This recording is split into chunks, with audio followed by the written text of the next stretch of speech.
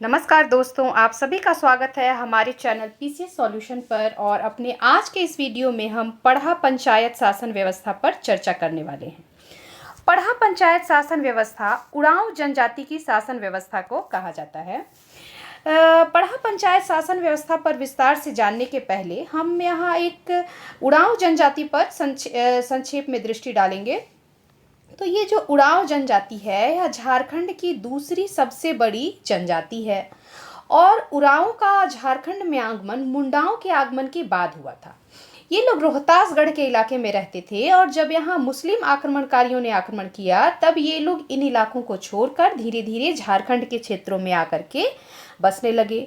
इन लोगों ने यहाँ पर जंगल को काटा और अपने रहने के लिए गांव और खेती के योग्य भूमि बनाई। ऐसे उरांव को भूइहर उरांव कहा जाता है या भूइहर कहा जाता है, जबकि बाद में आकर बसने वाले उरांव को रैयत उरांव या जेठ उरांव के नाम से जानते हैं। और इनके गांव को भूइहरी गांव और इनकी जो खेती योग्य भूमि होती है इन्हें भूइहरी खेत के नाम से जाना जाता है। इनकी सर्वोच्च धार्मिक देवता धर्मेश देवता हैं। उरांव जनजाति के युवा गृह को धूम कुड़िया कहते हैं। इनका प्रमुख त्योहार सरहुल और कर्मा है। प्रजातीय दृष्टिकोण से ये लोग द्रविड़ समुदाय में आते हैं।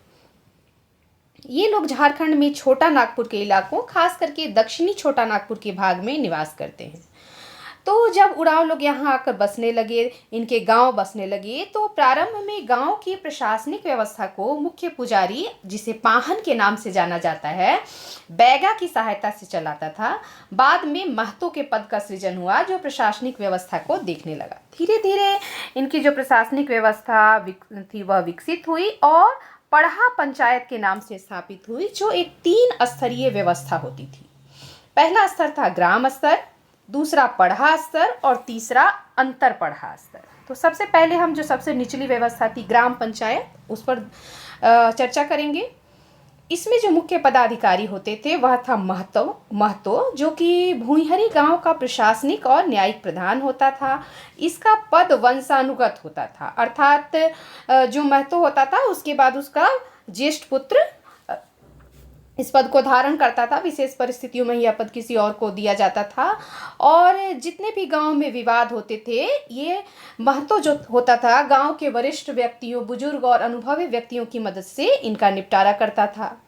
पाहन भूइहरी गांव का धार्मिक प्रधान होता था और ये जो पाहन का पद है यह केवल विवाहित व्यक्तियों को ही दिया जाता था और इसका निर्वाचन प्रत्येक 3 वर्ष पर सरहुल के दिन किया जाता था और पाहन की सहायता के लिए बैगा होता था।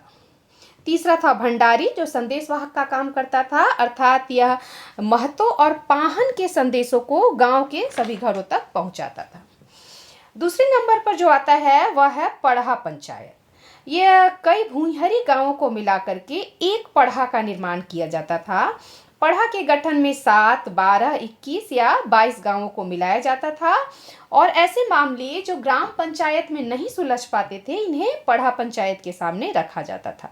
तो इसके जो मुख्य पदाधिकारी होते थे, सबसे पहले तो पढ़ा राजा, जिसका पद वंशानुगत होता था और इसकी सहायता के लिए कुछ अधिकारी होते थे, जैसे दीवान, पढ़ा राजा का मुख्य सहायक, मंत्री, राजा का मुख्य सलाहकार, पैन भरा जो बैठक में खान पान की व्यवस्था करता था, गौड़ाई विवाद में सम्मिलित होने वाले सभी वादियों और प्रतिवादियों को पंचायत में उपस्थित करता था।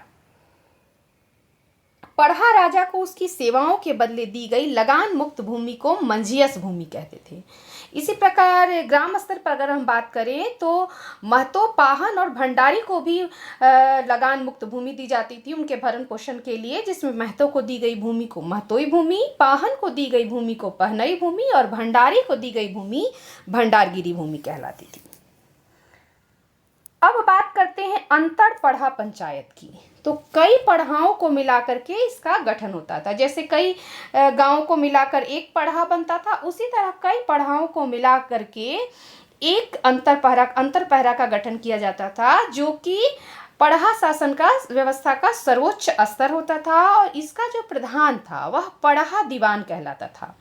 इसका फैसला सर्वमान्य होता था और एक प्रकार से यह अपीलीय न्यायालय भी इसे कह सकते हैं, जहां ग्राम स्तर और पढ़ा स्तर से असंतुष्ट लोग अपील कर सकते हैं।